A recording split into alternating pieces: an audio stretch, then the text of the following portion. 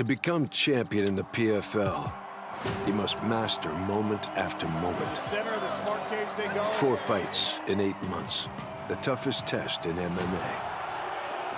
Now, the journey is almost complete. I want to win it for him so bad. So they're to the championship. The work nearly done for the biggest night in MMA. A $1 million opportunity. 6 title fights for $6 million. Unbelievable.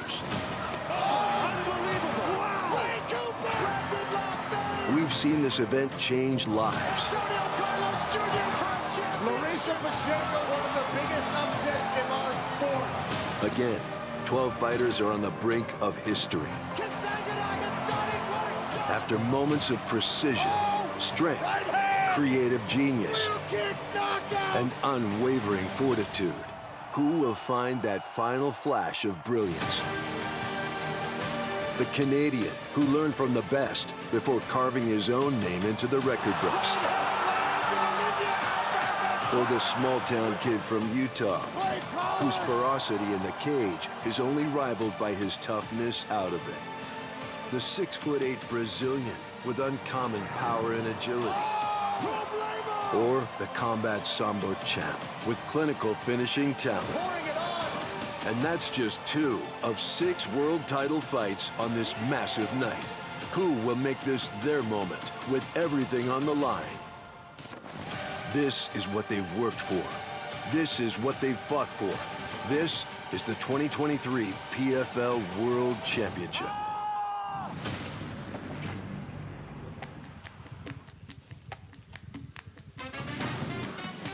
Welcome, PFL fight fans, to our nation's capital and the weigh-ins as we get ready for PFL's 2023 cap-off.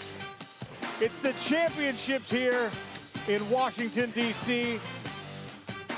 A look at the reflecting pool and the glowing Washington Monument, and excitement is building already for these 6 championship fights, and of course, much, much more.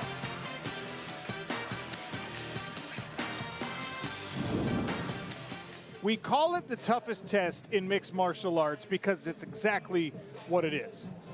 This is not just a championship fight. This is not just a single opportunity for a belt and for $1 million and for greatness. This is the culmination of an incredible journey for all of these fighters through the only true sports format in the sport of mixed martial arts. A regular season, playoffs, and then a championship. And it looks like this: 10 fighters in each division. We have 6 different divisions, hence the 6 championship fights tomorrow night. 2 regular season fights for all of our competitors, 3 points for wins, bonus points for finishes in any round. Then the top 4 fighters in each division made our playoffs. Those playoffs yielded semifinal results that gave us the matchups tomorrow night. And that will be a $1 million championship and a gold belt in every one of our 6 weight classes. Sean O'Connell and Kenny Florian and Randy Couture, very, very happy to be back. And Kenny, I keep hammering this home. It is the toughest test in mixed martial arts.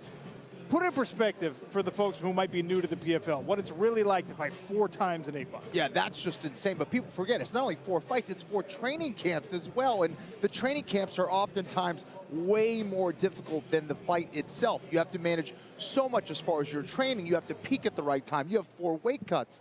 So managing all that, all the injuries, all those things that you're dealing with throughout the year in only 8 months is as intense as anything in mixed martial arts. It is absolutely unmatched. Well, it's a really fantastic format because not only can you earn a belt every year and earn $1 million every year, you get to hit that reset button, but maybe it doesn't go well for you in 2022.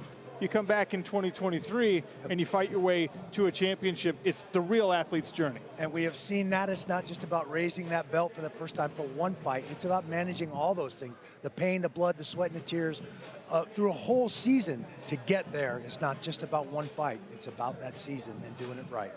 Look, with 6 world title fights, I almost don't know where to start. So I chose a good place to start. I think at least it's a good place to start, and it's our women's division, 145 pounds. We could see history. Larissa Pacheco is looking to become the first 2-division champion in PFL history. She won it at 155 pounds with a massive upset over Kayla Harrison. Now she's trying to do it again at 145, and she has looked stellar all year. but so has her opponent, Marina Moknatkina. This will be, what, our 4th of 6 championship bouts. Kenny, a little trivia for you. Larissa Pacheco trying to become the first 2-division champion in the PFL. In the UFC, do you know who the first 2-division champion was? I think I can figure that one out. I think I'm looking at the guy over there, that stud right there, Randy Couture. It is. Randy, look, a championship in any weight class is an accomplishment. Doing it in 2 different weight classes in this format over the course of multiple seasons, it's really something. Well, we've had the luxury of 6 years of watching Larissa Pacheco develop, and the transformation has been remarkable, both physically, tactically, and technically. She's had more first-round finishes than any athlete in the Professional Fighters League, men or women. She's on a streak this season with 2 first-round finishes to put herself in the #1 seed and make it to the PFL Finals. Looking to repeat, be the first champion in 2 divisions for the Professional Fighters League. This gal has come a long way. She's amazingly humble. She's done the work. She's diligent, and she's on track to set and make history in the Professional Fighters League. And not maybe history just in the Professional Fighters League. It's time, if she can win at 145 pounds, it's time to put Larissa's name firmly in the best female fighter on the planet conversation, because she has been incredible, especially as of late. And that brings us to her opponent, Marina Moknatkina, also a world championship caliber athlete, looking to pull off a huge upset. Yeah, absolutely. You know, first you got to win the mental battle. And so many people have lost to Larissa Pacheco before they even enter the smart cage. Well, I don't think that's going to be the case here with Marina Moknatkina. She's not intimidated by her at all. She is a 7-time world Sambo champion. So we know she has the grappling skills to get it done. She understands the assignment very well here against Pacheco. She's been training extremely hard, been training with Merab Dvalishvili, one of the best 135-pounders in the world. She's ready to rock. All right, so the conversation for me started there with potential for PFL history. That'll bring us to a co-main event, and these are heavyweights. Randy, no offense, these are not heavyweights built like you as a heavyweight champion. These are monsters. I'm talking 6'5" versus 6'8". Denis Goltsov has been stellar all season long, so precise, so dangerous everywhere, on his feet, on the ground. And then Reina Ferreira, perhaps now realizing the potential we've been talking about for a couple of seasons previous to this. He relocated his camp, and he's doing things a little bit differently. He's got the athleticism. Does he now have the skill to win a championship? I think he does. You know, you're talking about a guy who is 6'8" and has that 7-inch reach advantage. And, you know, he looks like an NBA player, but he has the athleticism of an NFL player. This guy is the real deal. He is extremely dangerous, especially at length. Those long-range strikes are a big-time problem, no pun, but he can finish the fight in an instant, guys. He has been an absolute killer in there. If he gets you hurt, he will take you out. I think he really has improved and matured as a fighter, training at American Top Team, has a bunch of experience now over the course of 3 seasons. Can't wait for this one. Really cool of you to teach him that standing backflip, by the way. That was really nice for you to do. Yeah. Look, as impressive as La Problema is, he's not the #1 seed. That distinction goes to his opponent, Denis Goltsov. This man is good everywhere. Denis Goltsov has come through his 4th PFL playoff, finally making it to the finals. We were sure we'd see him here a lot sooner. Injuries, visa issues, but here he is. Here's a 2-time Sambo world champion and master of sport in Sambo. His jab is his best in the business. Striking, footwork, great ground game. Ground and pound is on point. His submissions are on point. This guy's a very, very well-rounded fighter at 6'5", and finally in the finals and ready to make his stamp on the PFL and win his first title championship. A guy with that size, that athleticism, that skill set, how do you beat him? How do you get past somebody like Denis Goltsov? Well, maybe Reina Ferreira has the necessary tools to overcome what is an experience disadvantage. For more on that, Dan Hardy's in the building. Dan? Now, of course, he gives up a lot of experience, but the height and the reach, you've got to think that's going to make up for some of that experience disadvantage that Ferreira brings to the smart cage. But a few weeks ago, going into his last fight, I did a breakdown of this, talking about the length and the height of it, and how he uses that reach so well.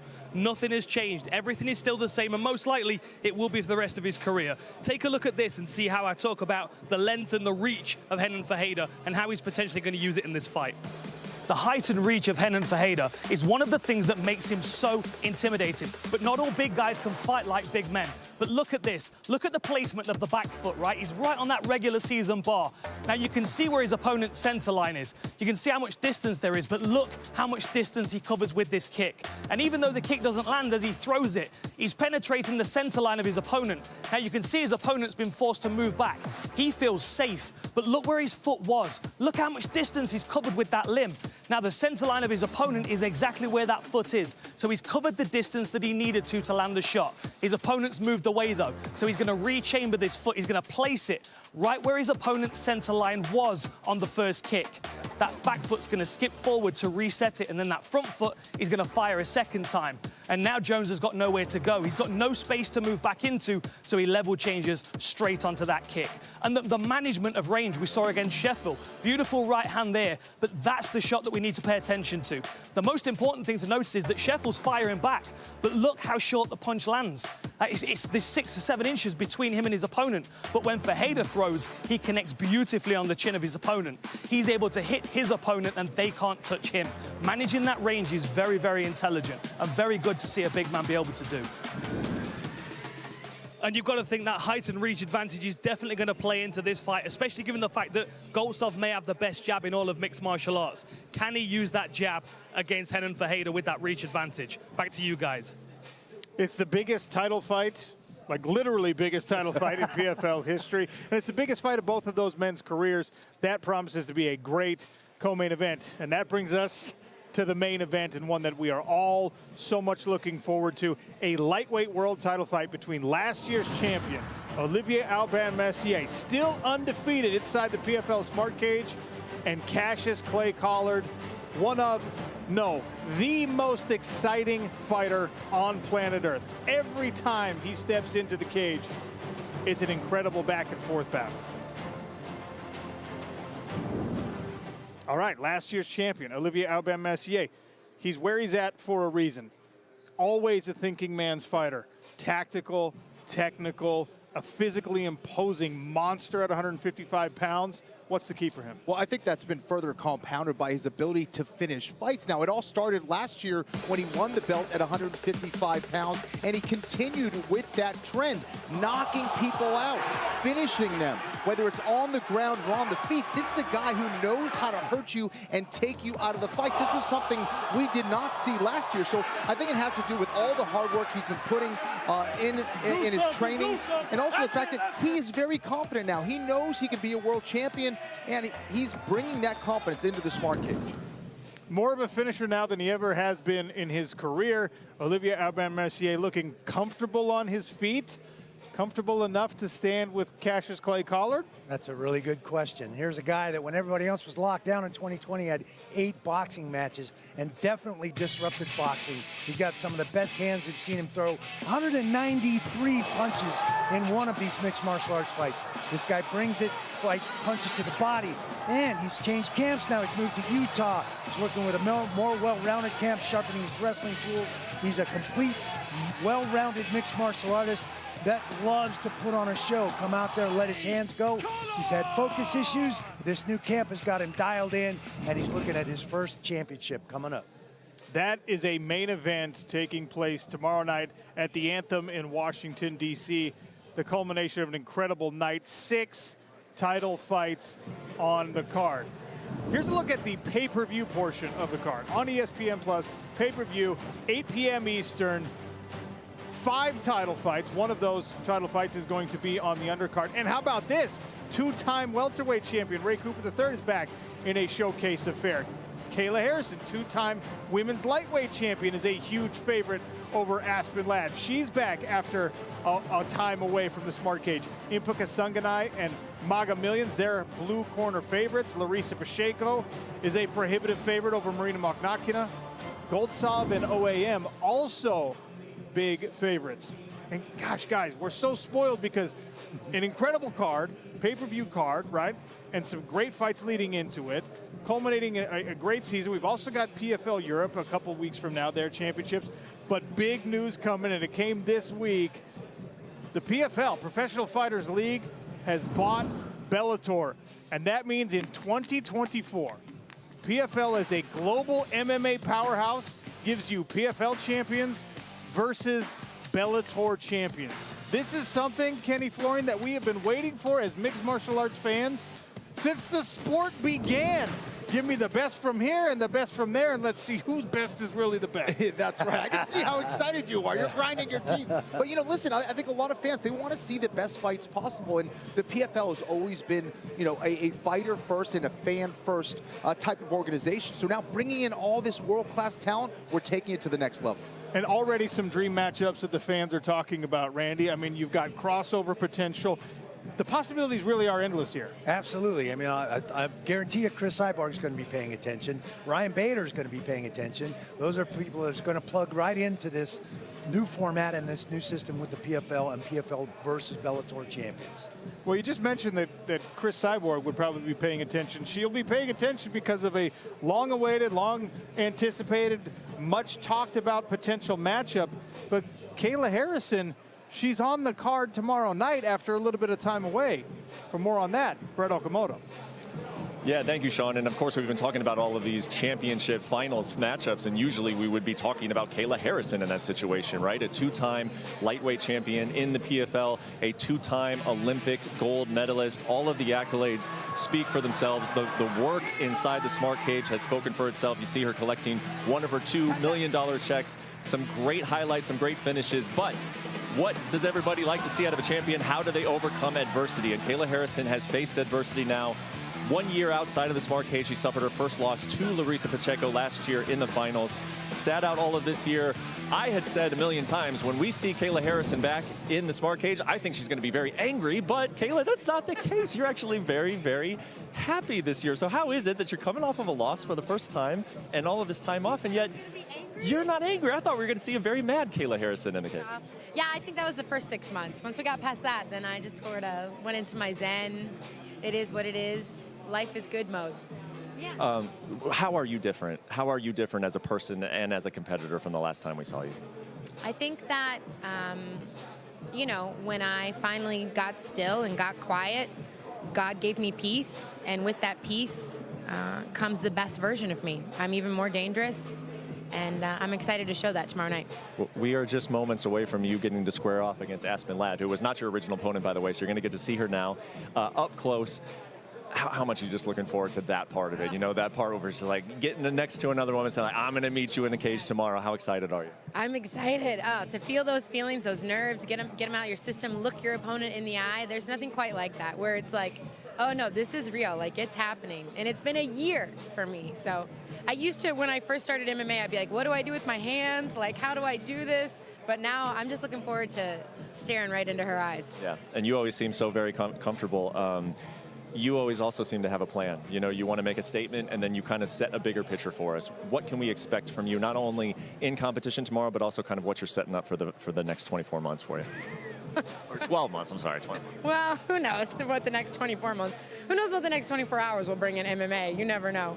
But I'm excited to just get back in there, feel the flow. You know, I honestly believe I'm better everywhere. I feel comfortable. I've been training hard with my head down quietly for 12 months now, and I want to go show that off. So wherever the fight goes is where I'm going to dominate, and that's all I'm focusing on right now. The rest, we'll figure it out later.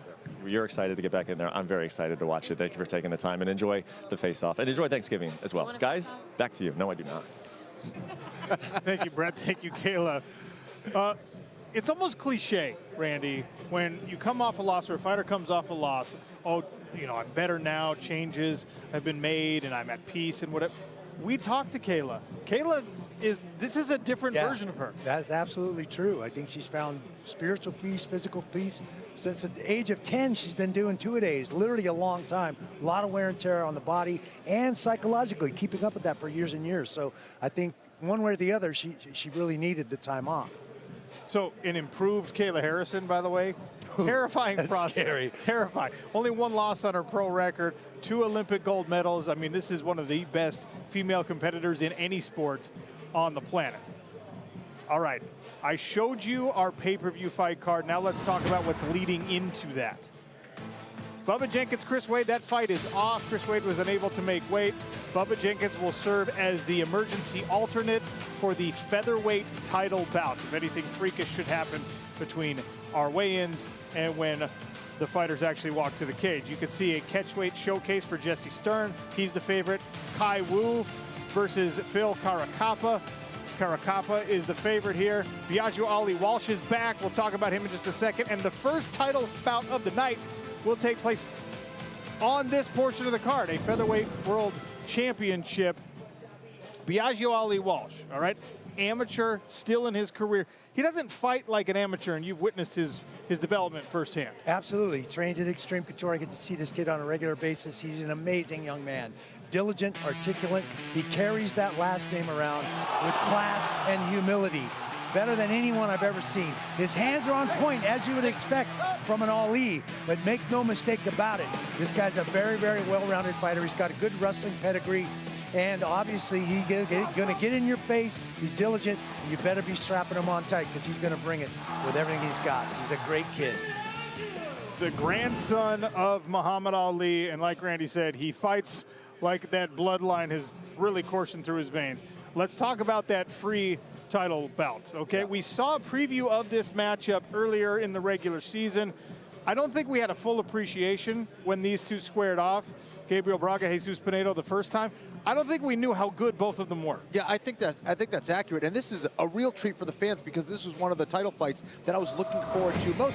These are two of the most technical and aggressive fighters you will see go up against each other, and as you mentioned, Sean, yeah, this is a rematch, and what was interesting about it, it was Braga who got off to a great start, then it was Pinedo who started to come back in round 3, and we saw Braga get a little bit tired. He was able to squeeze out that decision, but, you know, we were kind of wondering, hey, what would happen if we had 2 more rounds? Well, we get to find out tomorrow night. These guys are as good as it gets, and I think they will establish themselves, maybe both of them, as a top 10 in that featherweight division anywhere. You want to talk about the future of the sport? 25 and 27 years old for these two championship competitors, and $1 million goes to one of them. Without further ado, can we start weighing these folks in? Let's get this thing going. We are here for the weigh-ins to set up championship fights tomorrow night in Washington, D.C. We will begin the action, though. 147-pound catchweight, Jesse Stern, Josh Blythe. Andy Shepard, the voice of the PFL Smart Kid. Thank you, Sean. Yes, tomorrow night lives will be changed and careers will be made in the biggest and richest night in MMA. Who will leave DC with a PFL World Championship around their waist? Well, we're going to find out part of the answer to that question on our early card, where we will crown the first of 6 champions tomorrow night. You can catch the early card from 5:30 p.m. Eastern live on ESPN+. Now, let's welcome the man who will oversee this evening's weigh-ins. It's President of Fighter Operations, Ray Seffo.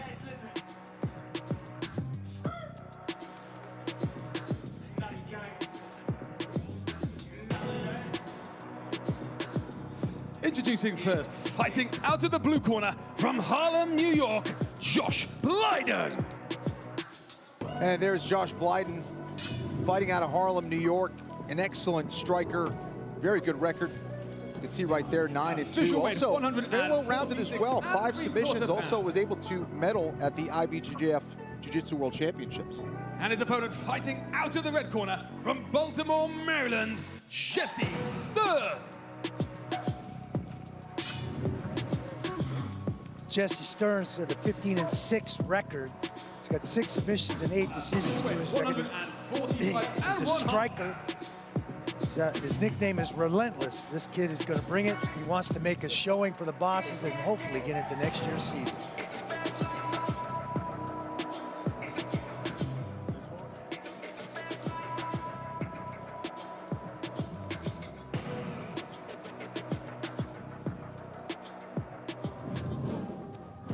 Up next, a bantamweight showcase.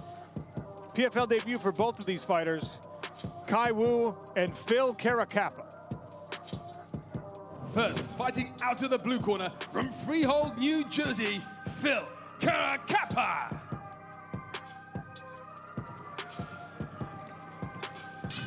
Phil Caracappa call him the Hitman. From 135 Freehold, New and Jersey, 1.5 pounds. 9-3 record.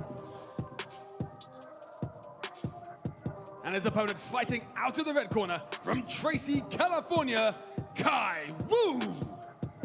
And there was Kai Wu.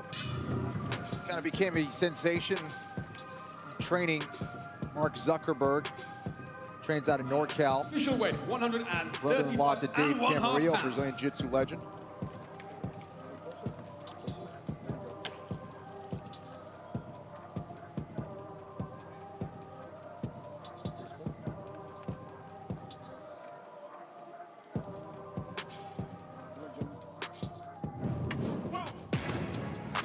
Special amateur showcase at lightweight up next. The grandson of Muhammad Ali, Biagio Ali Walsh, and Joel Lopez. In the blue corner, fighting out of Richmond, Virginia, Joel Lopez. There's Joel Lopez, a Muay Thai fighter. 6'1", very tall for the division. Weight, 150 Have to watch out for those long-range strikes. This should be fun. And in the red corner, fighting out of Las Vegas, Nevada, Biagio Ali Walsh. Biagio Ali Walsh out of Las Vegas, Nevada. He's 5-1. He's had 1 second-round KO and 4 straight first-round KOs. His striking is on point, but he's a very, very well-rounded mixed martial artist.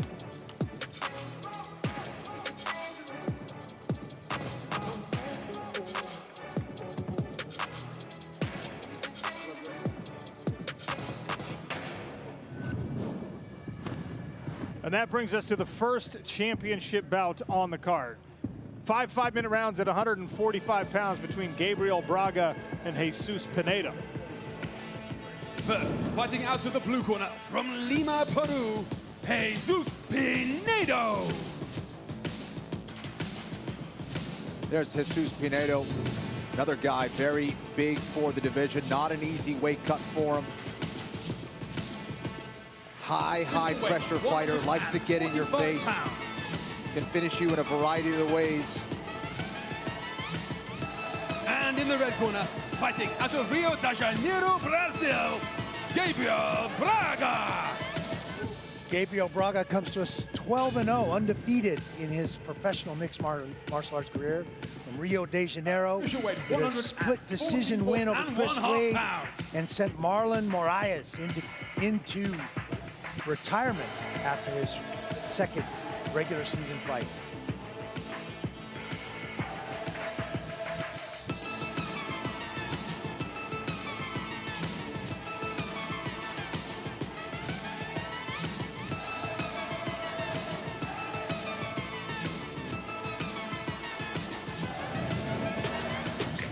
This bout will start the pay-per-view portion of tomorrow night's card. A showcase at a catch weight of 187 pounds. Ray Cooper III and Derek Brunson making his debut.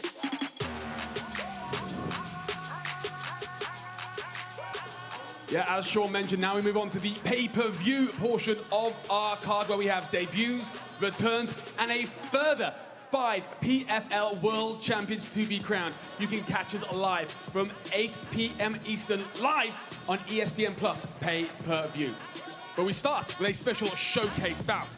First, fighting out of the blue corner from Wilmington, North Carolina, Derek Brunson.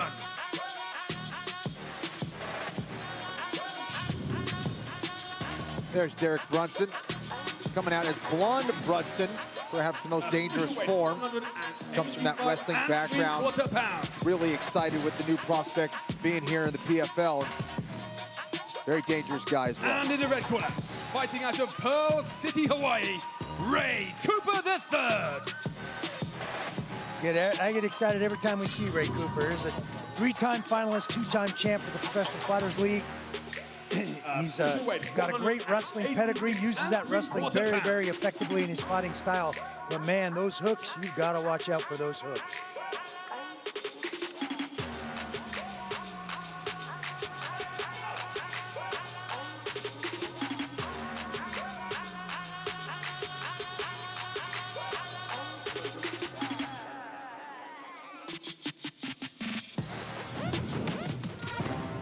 So Cooper, a two-time welterweight champ, and how about a two-time lightweight champ? Kayla Harrison, this one a catchweight bout against Aspen Ladd.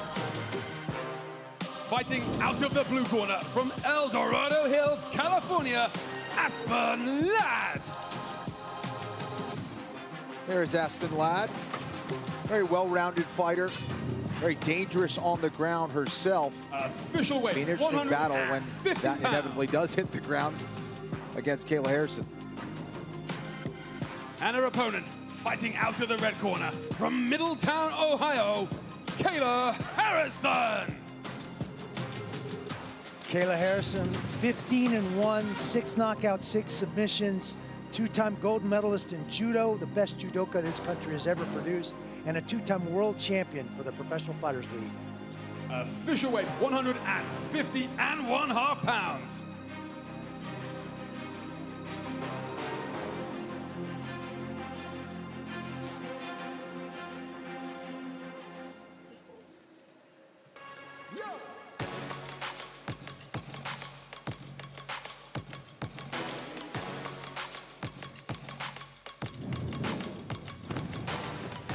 Up next, it's everybody's favorite weight class, Randy Couture. The light heavyweights, Josh Silveira and Impa Kasanganay.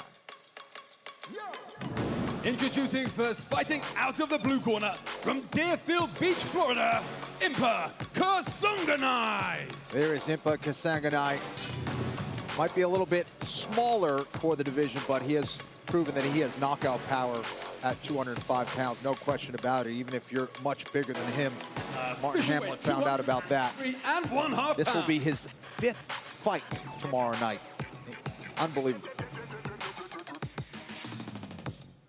Should say 5th fight this in the year. red corner, fighting out of Coconut Creek, Florida, Joshua Silveira. Josh Silveira had a top team in Florida. His father, Conan Silveira, is a pioneer and a legend in our sport. This young man has grown up in the gym setting, wrestled at Arizona State, amazing pedigree, and I believe just coming into his own and his own competitive career.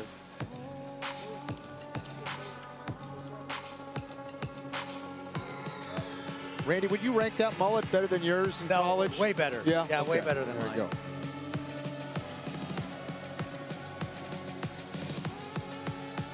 You know, the business portion got shorter, Yes. and the party in the back portion got longer. Yeah. It's glorious. Sadabusi took home a welterweight championship last season. Magomed Karamov took a welterweight championship home in season 1. They're squaring off tomorrow night. First, in the blue corner, fighting out of Dagestan, Russia, Magomed Karamov. There is Magomed Karamov. Comes from a region in Russia where so many champions have been produced. Of course, has that strong wrestling background, but this kid can strike as well. 70 pounds. Very fast for the division, has knockout power, and excellent submissions. And in the red corner, fighting out of Stockholm, Sweden, Sadabusi. Sadabusi started with us at the PFL at 185 and came down to 170 to stay in the Professional Fighters Official weight, League. 160. Recognized he had a glaring weakness in his wrestling and sent his camps to the to the Extreme Couture MMA to shore up that wrestling. Magomed Karamov was one of the ones that helped him point out that glaring weakness. Be interesting to see this rematch. You guys know how to teach wrestling down there at Extreme Couture? Yeah, we know a thing or two about it.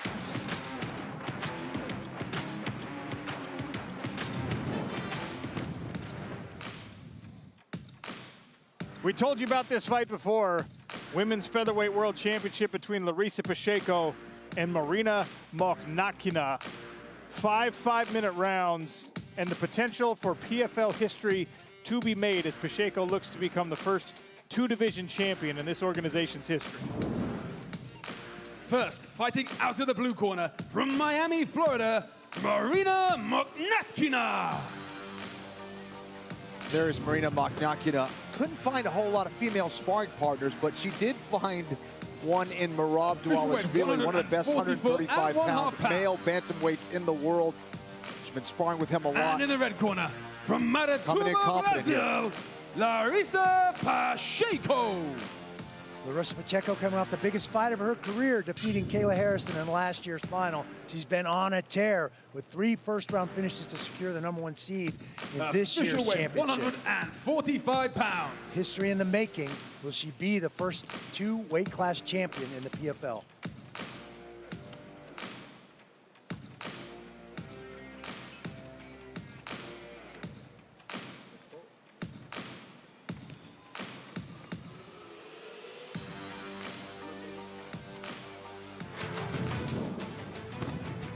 Take a look at the tail tape for this championship bout.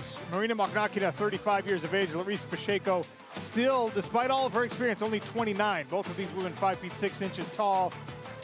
Pacheco weighted a pound heavier, has a reach advantage on the arms, but it's Marina Mokhnakina with the longer legs.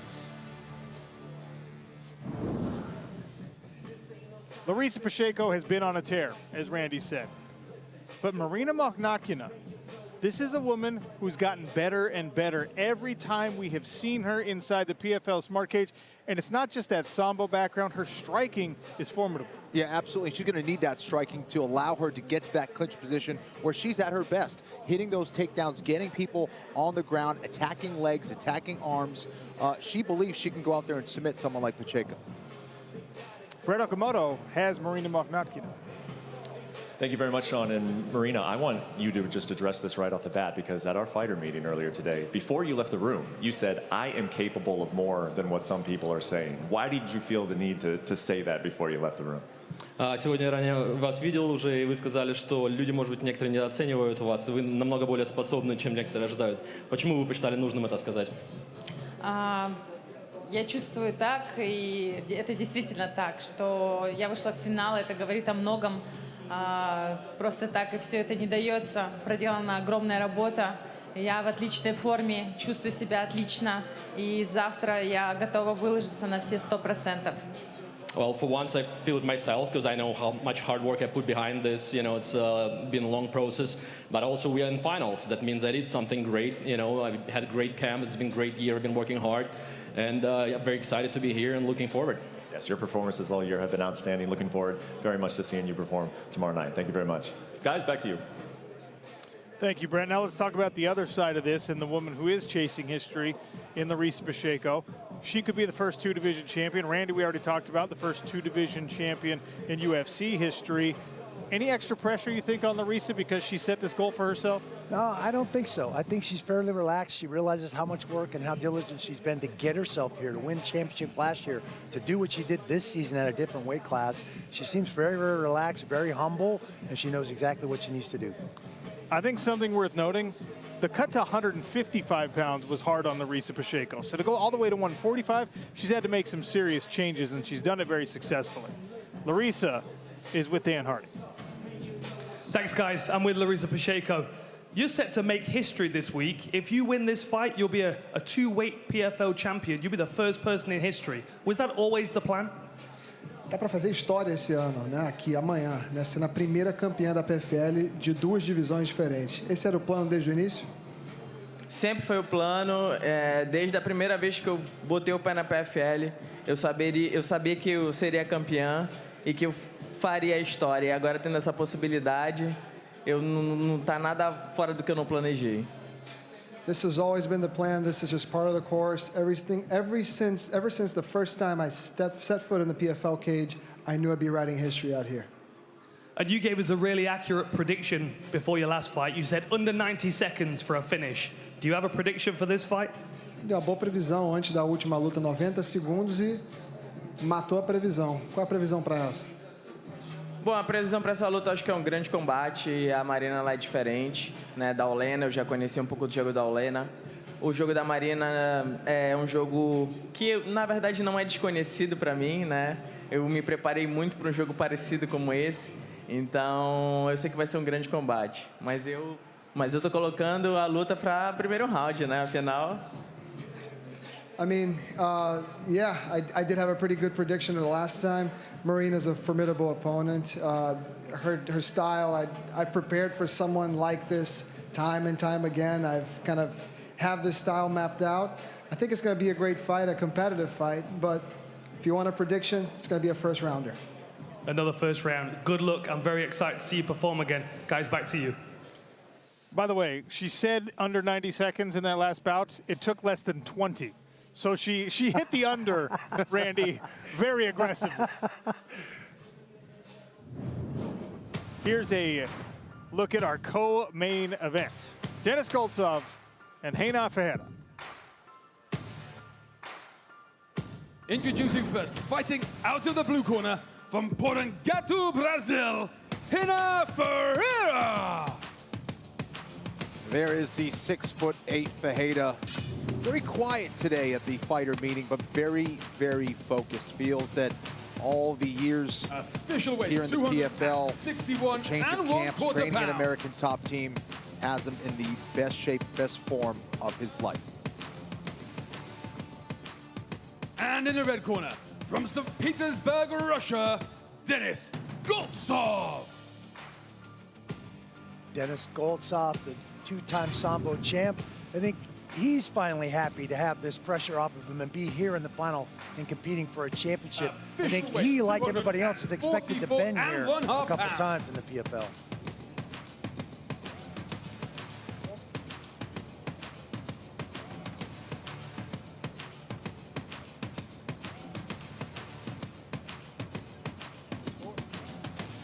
It really takes something to make Ray Sefo look small. I can't stress enough how massive both of these individuals are.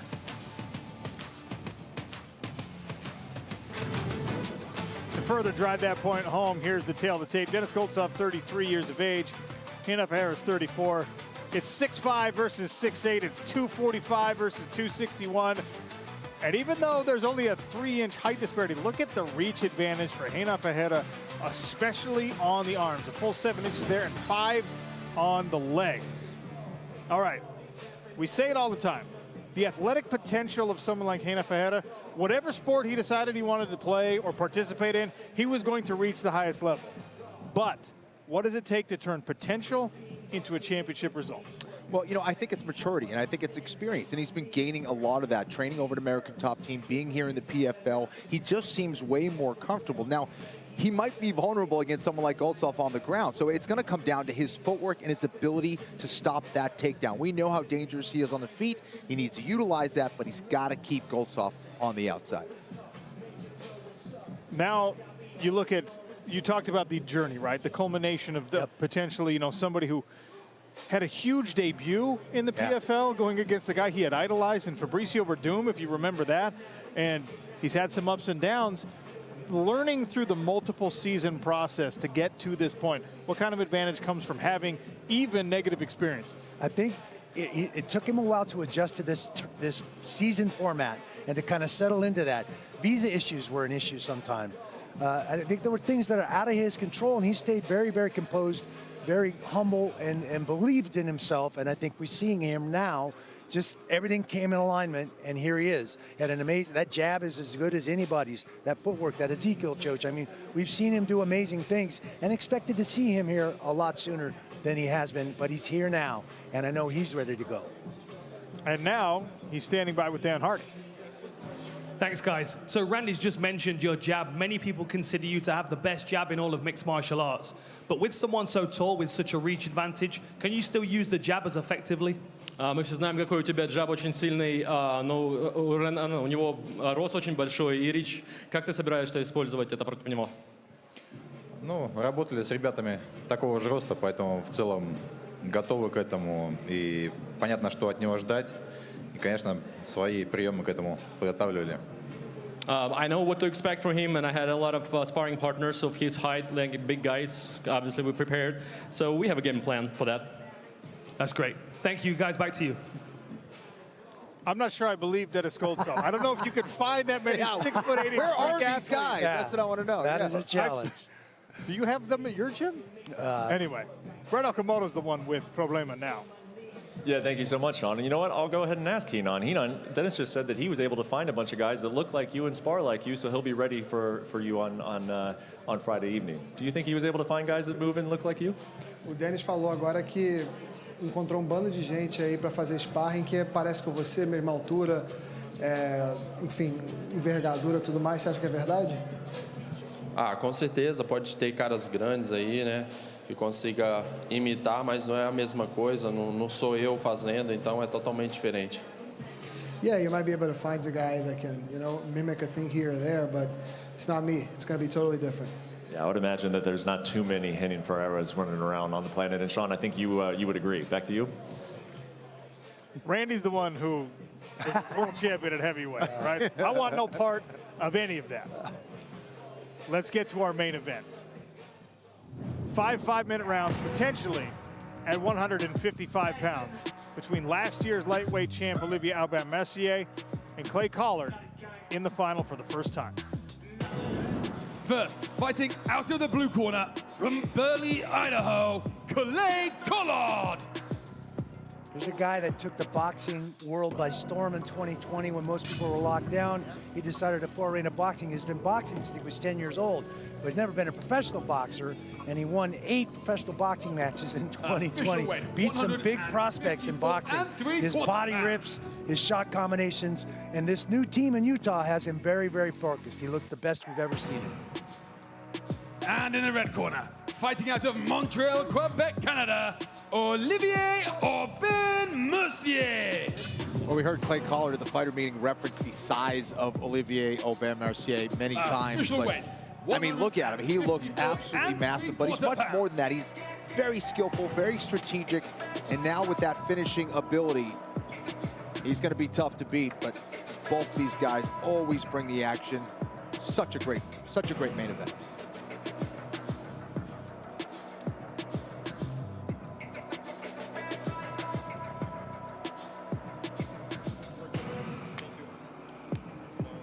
We'll take a look at our main event tail of the tape.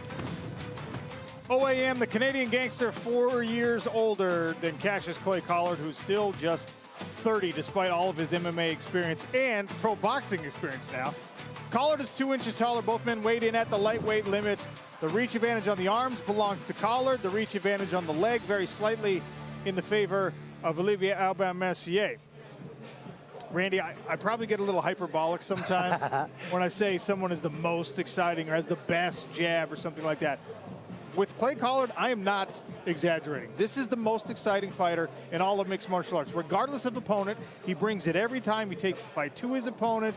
Fight of the night, fight of the year candidates all over the place on his resume. But a championship has evaded him. Does the style make an enemy of itself for him to be successful? I don't think it's his style. I mean, he's had some tragedies, a lot of things going on in his life that have just gotten in the way. Sometimes it was a call, it was a judge's call. I mean, we've seen him be very upset with some of the calls that we've seen, and that's indigenous to all the sports. But I think he's on track. I think the change of camps to Utah is really, we've seen him get squirrely and get a little off track. So I think he's in the right place at the right time right now. Clay Collard is with Brett Okamoto. Yeah, thank you, Sean. And I'm here with main event Clay Collard once again. And I know you kind of approach every fight similar, but I've also heard you talk a lot about the challenge of Aubin-Mercier. How much do you relish the opportunity here to overcome this challenge in front of you? That's why we do this. I like beating up tough guys. I've said that since day one, signing with the PFL. Give me the toughest dude. Apparently, he's the toughest, so I'm looking to beat him up. I think the popular opinion, Clay, on the outside, is that if it's a pretty fight, Aubin-Mercier will be winning. If it's an ugly kind of dog fight, then Clay Collard is winning. What do you think of that perception? I'm ugly, man. So you don't mind an ugly fight tomorrow? Hey, man, wherever it goes, I'm ready, I'm prepared, and yeah, I'm uglier than all these fools, bro. I don't know if I'll agree with that, but it is always exciting to watch you fight, man, and I'm looking forward to it tomorrow. Thank you, Clay. Guys, back to you. Thank you, Brett. I do want to make a point here. It's not just striker versus grappler in this one, because Clay Collard will remind you anytime you bring it up. He's been boxing for a long time. He's been wrestling even longer than that. So he's got the skills on the ground, at least he thinks so. Yeah. Let's talk about the Canadian gangster, though. I mean, his work in the smart cage above reproach. He still has yet to taste defeat. The only thing that's kept him away from potentially multiple championships in his PFL career was injury in the past. Right. Is this the best version of OAM? He just knows how to put it all together, and I think this is the best version of OAM, which is going to be tough for Collard to beat. But you're talking about a guy who's had 8 fights in 2 years. You know, that is not easy, and I know this is kind of wearing on him. He has expressed how difficult this is, so we'll see. It's a grind, man. The Canadian gangster is with the outlaw. Thanks, guys. So we were just watching Clay Collard's interview, and you were laughing along. You find the guy quite entertaining. You seem to like the guy quite a lot, but he's a very stiff test for any individual, right? Yeah, crazy guy. He's like a pirate, you know. I'm the samurai, he's a pirate, you know. Pretty classic. But yeah, he's ugly. It's true. Do you think that judgment of the fight is correct? If it's a technical fight, then you take it, and if it goes into deeper waters and it gets kind of ugly, then it leans in his favor? Do you agree with that? I do agree with that. Clay is crazy, you know. He beats the odds too, so I really have to be careful with this fight. The guy is a really good athlete, and like you said, he's crazy, and I don't like crazy. Good luck, my friend. It's great to see you back in there. Ladies and gentlemen, Olivier Aubin-Mercier, back to you guys. Thank you, Dan. Thank you, Canadian Gangster. Thank you to all of these fighters who showed up ready to go for 6 World Championship fights. Live tomorrow night from Washington, D.C. The coverage will begin at 5 o'clock with the pre-show. First fight at 5:30. We got some showcase bouts, and then, of course, pay-per-view begins at 8 Eastern. The return of Kayla Harrison, the return of Ray Cooper III, and 5 more World Championship belts. It is the biggest night in mixed martial arts. It is the toughest test in all of sports. The PFL World Championship tomorrow night. One more fight, baby. Let's go.